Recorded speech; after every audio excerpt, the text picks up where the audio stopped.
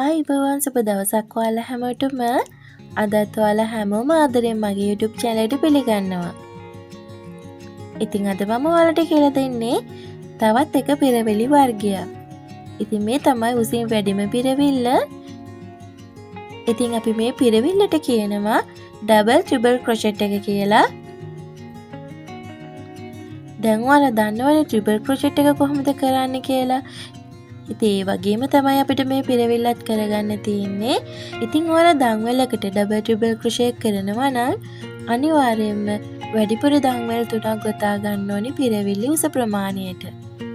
ඉතින් ඔයාලට double triple crochet 10ක් ගොතා ගන්න ඕන නම් ඔයාලා දන්වැල් 13ක් ගොතා ගන්න ඕනි. මොකද අපි දන්වැල් 3ක් පිරවිලි උස ප්‍රමාණයට අයින් කරන නිසා. ඉතින් මේ විදිහට මම දන්වැල් කිහිපයක් ගොතා ගත්තා. ඔයාලා දැන් දන්නවා අපි ට්‍රිපල් ක්‍රොෂේ එක ගොතනකොට මේ විදිහට කටු වෙනුවර දෙවරයිනේ පටලවන්නේ. ඉතින් මේ ඩබල් ට්‍රිපල් ක්‍රොෂේ එක ගොතනකොට අපි මේ විදිහට තුන් වරක් නූල කටුවේ පටලවන්න ඕනි. ඊපස්සේ අපි කටුව ළඟ ඉඳලා පිරවිලි තුනක් අතහැරලා හතරවන පිරවිල්ල ඇතුලෙන් මේ විදිහට කටුව ඇතුල් කරනවා.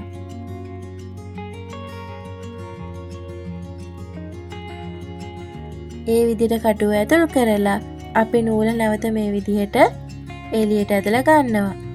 දැන් ඔයාලට පේනවා ඇති මේ කටුවේ තියෙනවා ලූප්ස් 5. ඉතින් අපි එකවරකට මේ ලූප් දෙක ගානේ අතාරින්න ඕනි. එකවරයි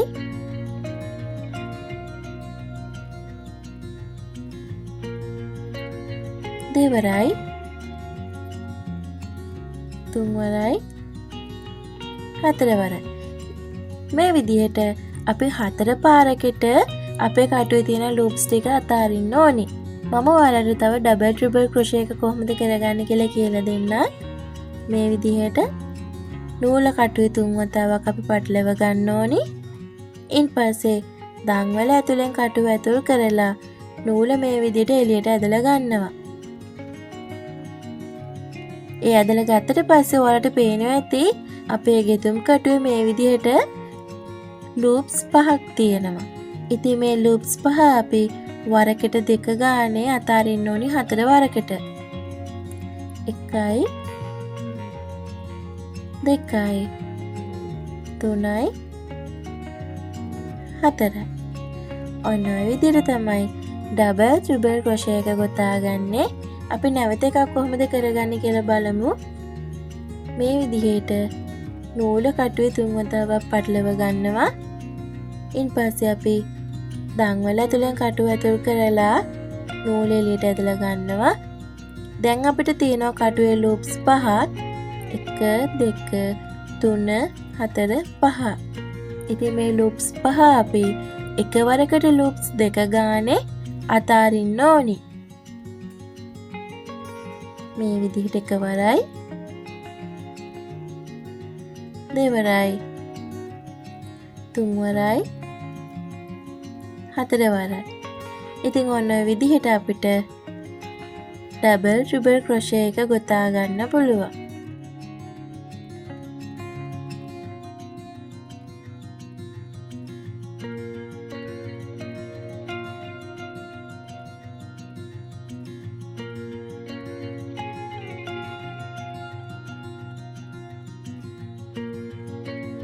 ඉතින් මේ ඩබල් ට්‍රිපල් ක්‍රොෂේ එක ට්‍රිපල් ක්‍රොෂේ එකට වැඩිය චුට්ටයි වෙනස් වෙන්නේ.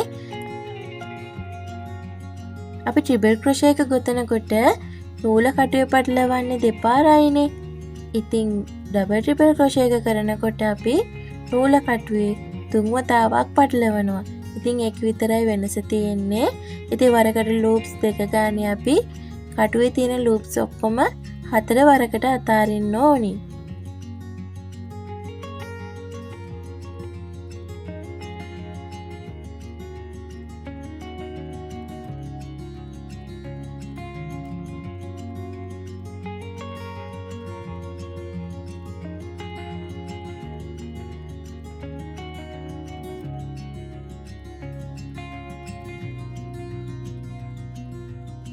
ඉතින් මේ විදිහට අපි ගොතාගත්තු දන්වැල් සියල්ලටම ඩබල් ට්‍රිබල් ක්‍රොෂේ ගොතා ගත්තා.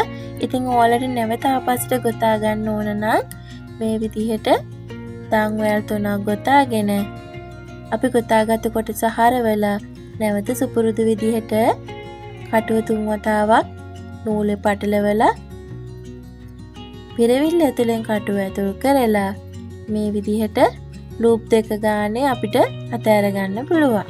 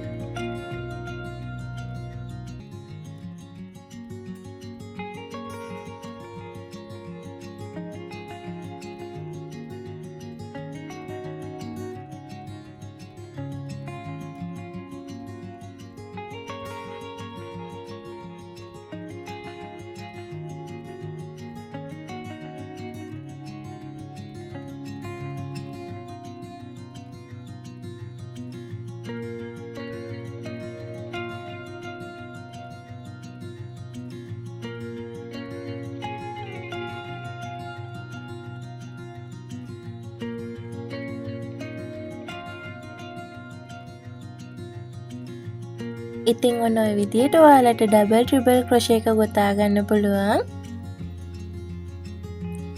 ඉතින් අපි විවිධ නිර්මාණ කරනකොට ඉදිරියේදී මේ ඩබල් ට්‍රිබල් ක්‍රොෂේ එක අවශ්‍ය වෙනවා.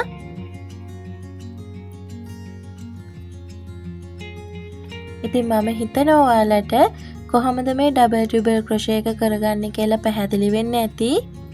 ඉතින් නැවතත් ලස්සන ගෙතුම් පාඩමකින් හමු වෙමු. එතකන් ඔයාලා හැමෝම පරිස්සමෙන් ඉන්න.